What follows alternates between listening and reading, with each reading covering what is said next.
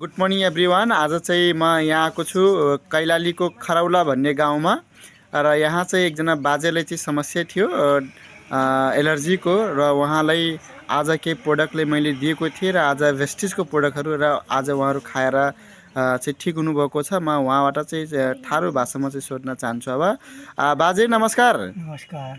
बाजे अपने किनका समस्या हुई रहे? खौरा कटे की का कटे हुए मिल रहे। ए कहाँ कहाँ हुई रहे खौराहरू?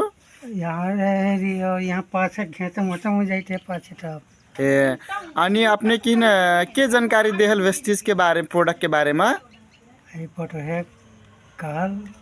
ए अनि अपने के का प्रयोग कर लो तो एकर लागी देखाओ जे। दवाई खाइनु हेरी। का दवाई हो देखाई जे आगे इसी करके। नीम खैली, दोसर का खैली? ये दिखाइनु। दोसर नोनी खैली और का प्रयोग कर ली? एक तो साबुन लेके।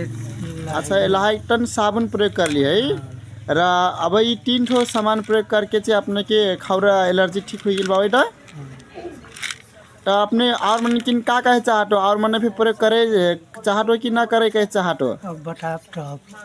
अच्छा और मन फिर प्रयोग करे चाहतो अपने त हेर्न सक्नुहुन्छ साथीहरु, उहाँहरु चाहिँ अहिले यो सामानले प्रयोग गरेर आफ्नो एलर्जी ठीक गरिसक्नु भएको छ। तपाईले पनि यदि आफ्नो कुनै पनि समस्या छ, एलर्जी छ भने तपाईले चाहिँ मलाई चाहिँ सम्पर्क गरेर यो एलर्जीको सामानहरु चाहिँ मगाउन सक्नुहुन्छ। मेरो नम्बर रहेको छ 9812 59 0942। धन्यवाद।